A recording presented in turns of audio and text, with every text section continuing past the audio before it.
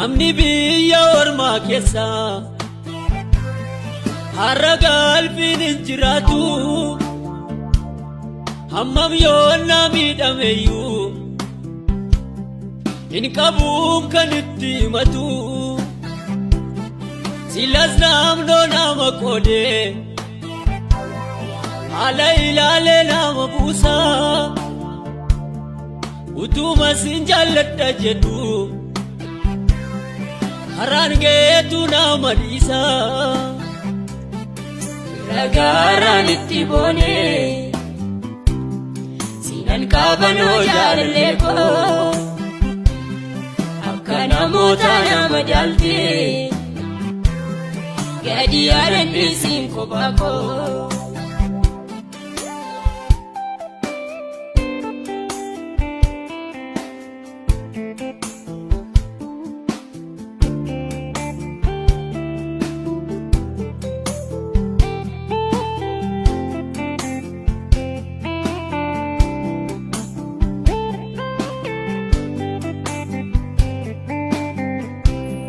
Kakubande tella tenye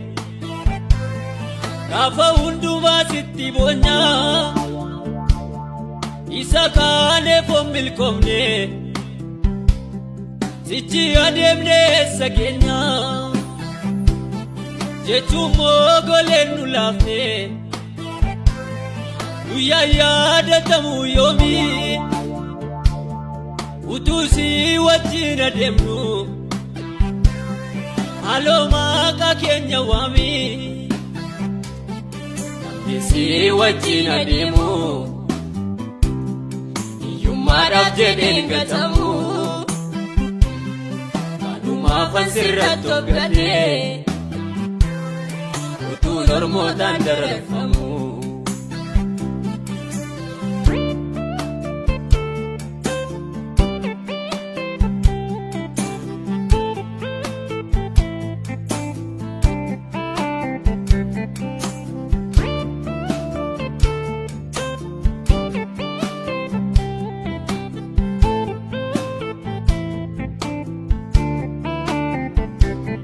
Sinjaalladha nama sargeera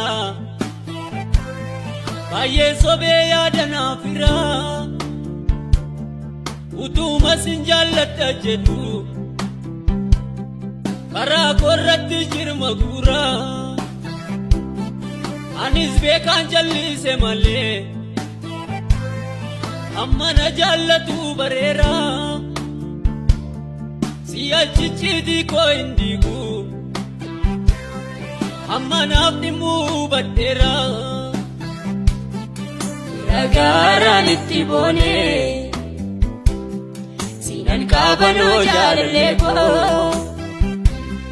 akka namoota nama jaaltee gadi yaadan dhiisiin kophaa koo.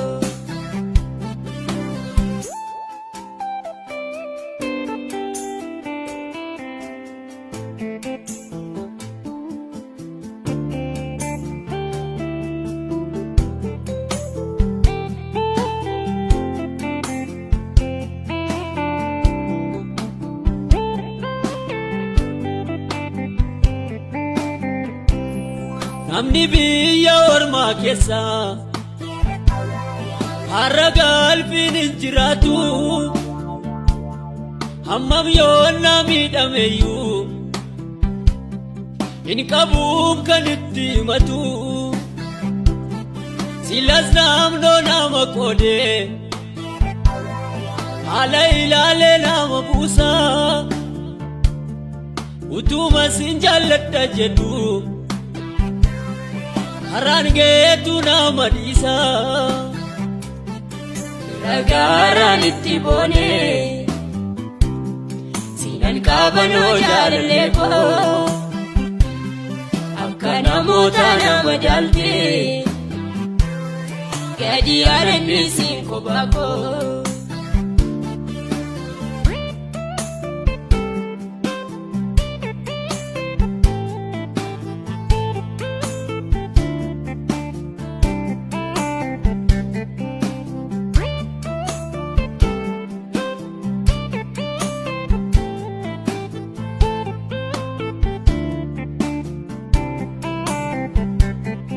inni bifaan gannu deemsisee